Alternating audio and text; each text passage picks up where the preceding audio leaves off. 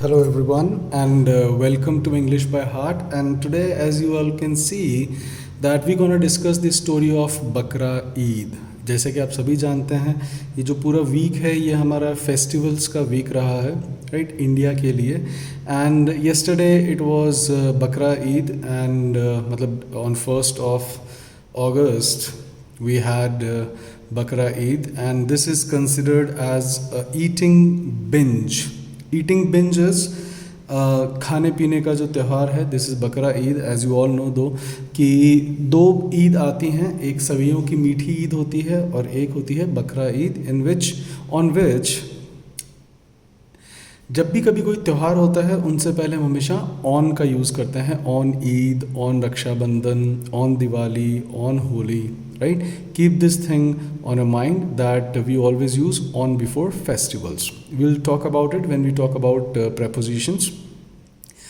आज की जो हमारी स्टोरी है या जो आज का वीडियो है, we will gonna talk about that God is always one. There is no other God. There is only one God. दो हम सभी हमारे सभी हिंदू मुस्लिम्स के बीच में स्कफल्स होती रहती है, राइट.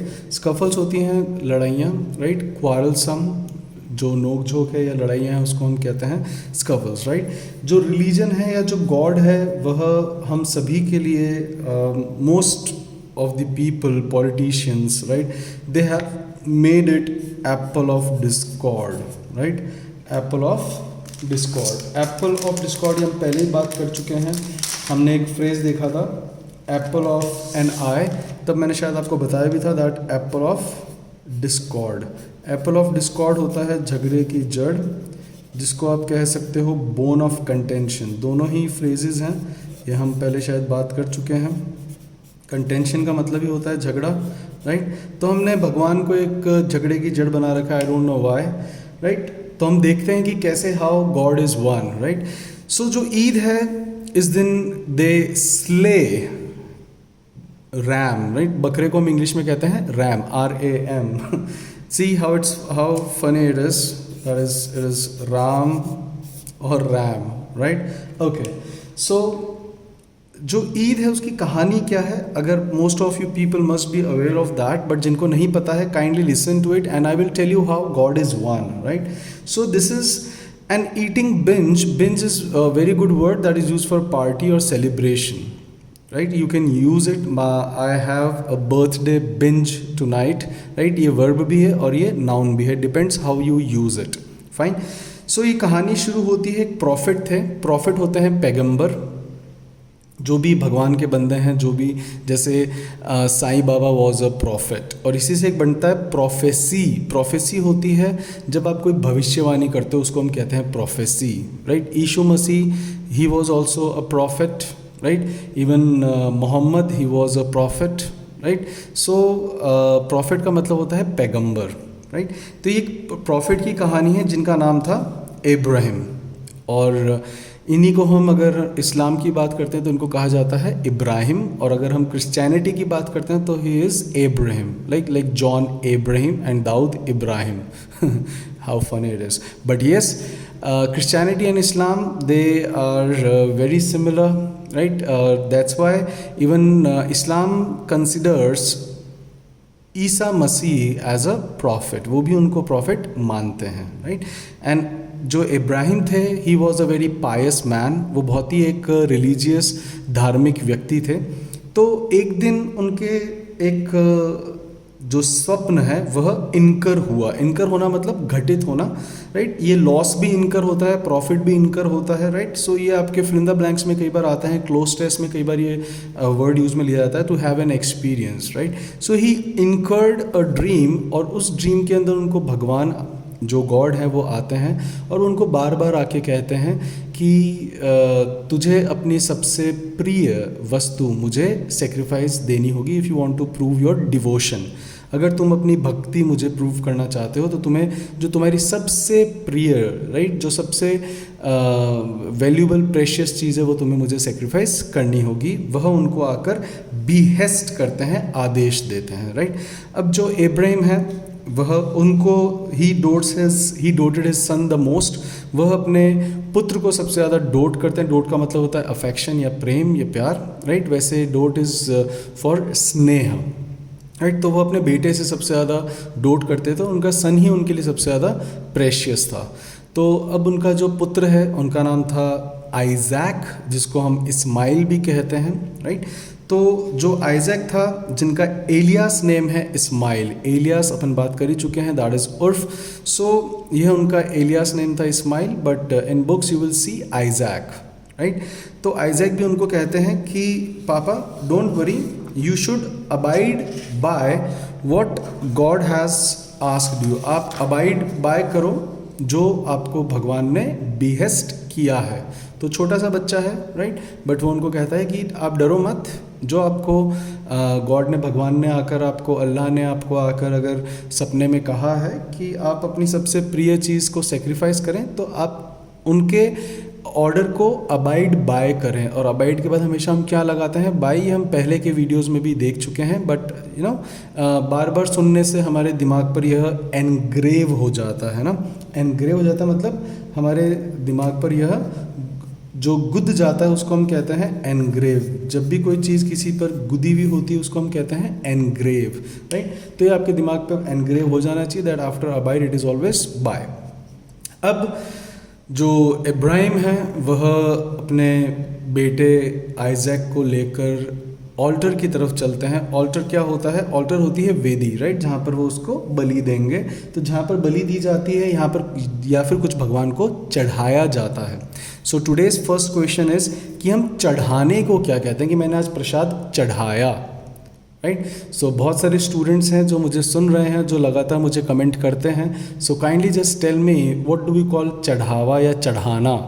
ये क्रिया भी बनता है और यह नाउन भी बनता है। तो चढ़ावा भी इसको कहते हैं और चढ़ाना भी इसको कहते हैं, राइट।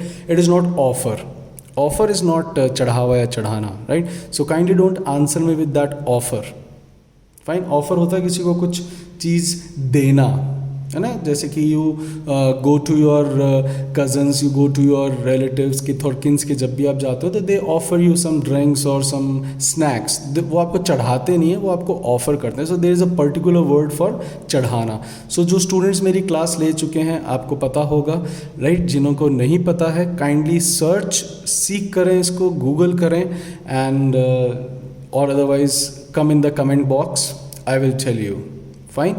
तो वह उसको ऑल्टर की तरफ लेके जाते हैं। जब वो ऑल्टर की तरफ लेके जा रहे होते हैं तभी वहाँ पर एक फेंड आता है। Fiend is a very good word, right. It's a new word for everyone. I have never told this word to any of my students. So fiend is also use for शैतान, right. तो वहाँ पर एक fiend आता है, वह आकर जो इब्राहिम है वह उसको डिसॉर्ड करने की कोशिश करता है। डिसॉर्ड होता है जब आप किसी को कुछ नहीं करने की एडवाइस करते हो कि ऐसा मत करो, राइट, उसको हम कहते हैं डिसॉर्ड। तो वह आकर उसको डिसॉर्ड करने की कोशिश करता है, लेकिन जो आइजैक था वह भी नहीं घबराया, और जो इब्राहिम था वह भी अपने इरादे में एकदम अटल था, वह डटा हुआ था, वो उसकी तरफ ध्यान नहीं देता है और वो आगे जाता है। जब वह उसकी बलि देने के लिए वो उसको अपने बेटे को काटने लगता है, स्लॉटर करने लगता है ना, स्लॉटर इज़ ऑल्सो किसी को काटना। तब वो जब उसको स्लॉटर करने लगता है तब वहाँ पर एक गैब्रियल नाम का एंजल होता है, जिसको आप जिब्राइल भी पढ़ेंगे, अगर आप कभी इस्लाम में पढ़ेंगे तो it is Jibrail as well, but in Christianity it is Gabriel. तो वह गैब्रियल वहाँ पर आता है और वह उस बच्चे की, उस आइजैक की जगह पर एक रैम रख देता है कि जो प्रभु हैं, जो भगवान है, जो अल्लाह है, वह केवल तुम्हारी परीक्षा ले रहे थे और तुम इस परीक्षा में सफल हुए हो, राइट। तो तुम्हें अपने बेटे की बलि की नहीं, वो वहाँ पर उस टाइम बकरे का जो बीहेडेड करते हैं उसको, राइट। तो यहाँ पर यह बकरा कटता है और इसी के उपलक्ष्य में उन्हीं को कोमेमोरेट करते हुए, राइट, किसको, इब्राहिम को कोमेमोरेट करना मतलब उनकी याद में। जब आप किसी को याद करते हो तो दैट इज कॉल्ड कोमेमोरेट। तो उन्हीं की याद में हम बकरा ईद मनाते हैं, right. But I have something to tell, I have to something to request right. But उससे पहले मैं आपको एक और कहानी सुनाता हूँ इसी से मिलती जुलती कि हिंदुज़्म में कैसे ये कहानी चलती है। See it is just a story, right.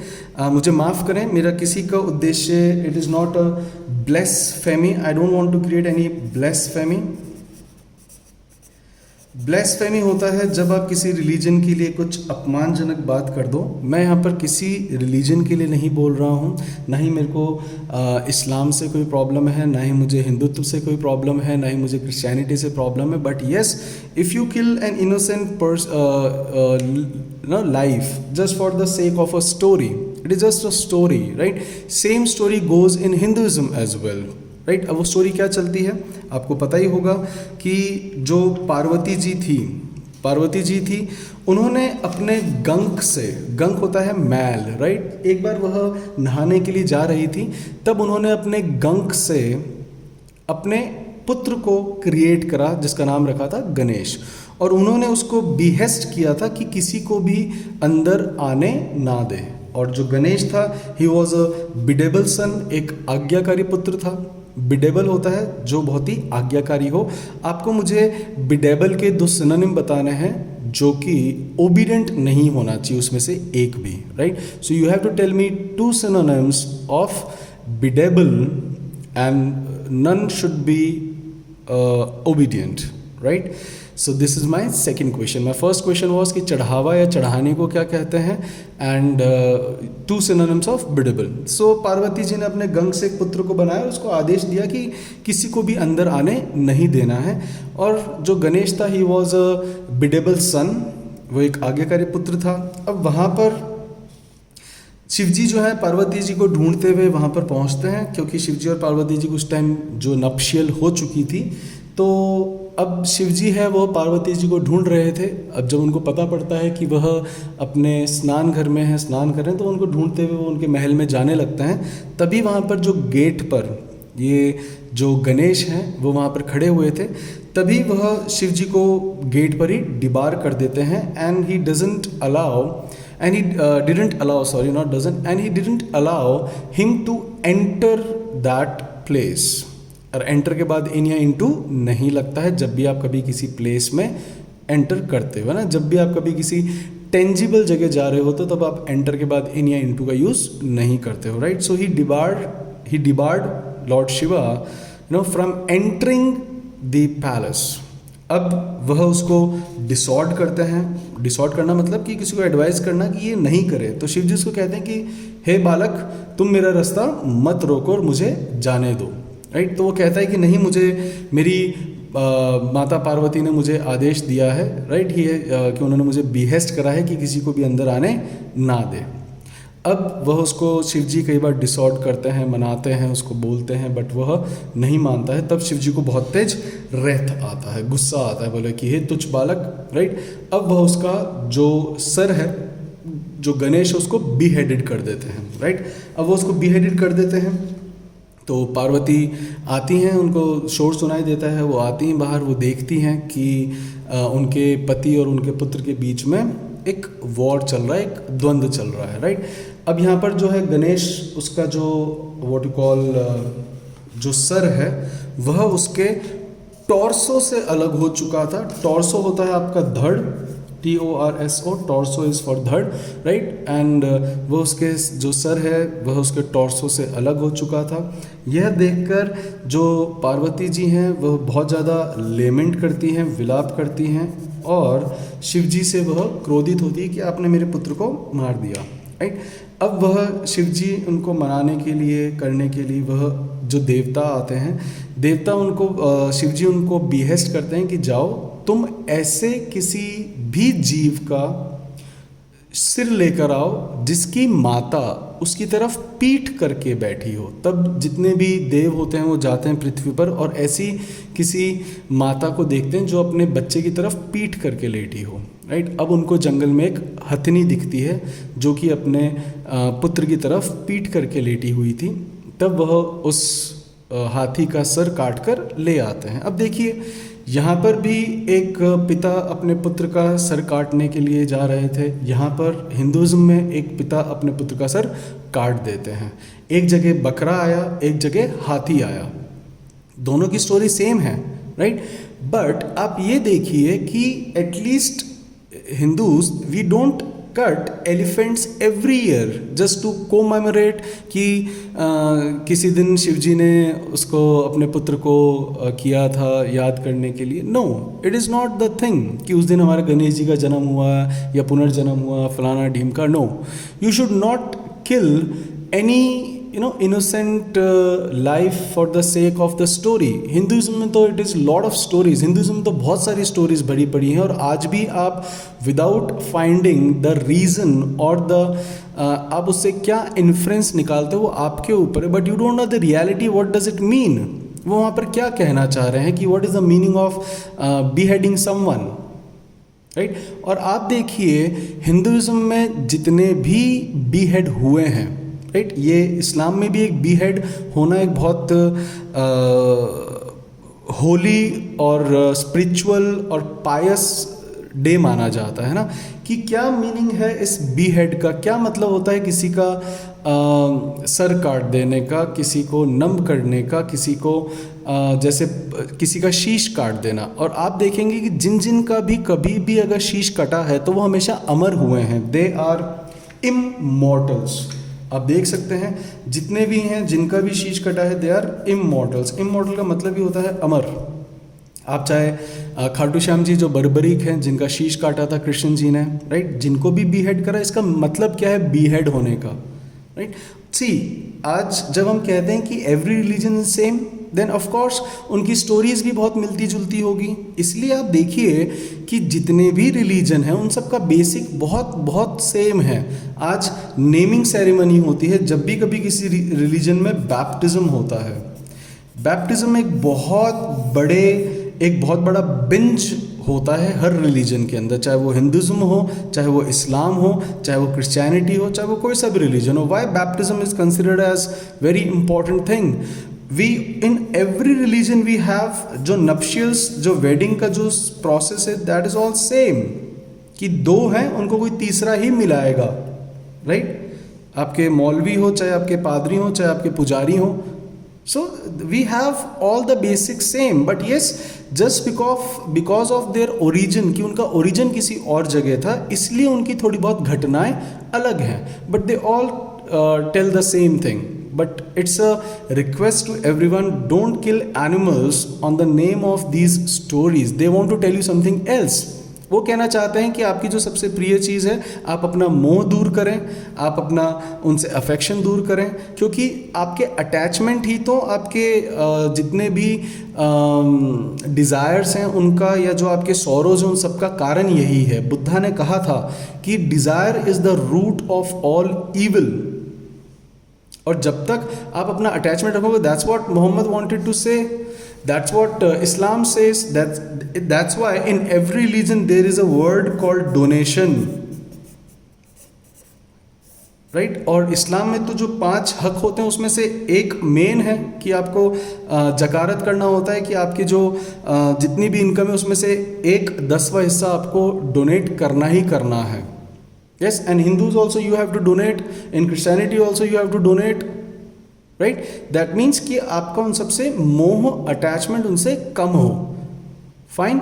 सो अभी राम मंदिर का भी जो वर्डिक्ट आया है, so stop fighting, stop having discords. Don't have discords on the name of religion, because there are very few people who understand what is religion.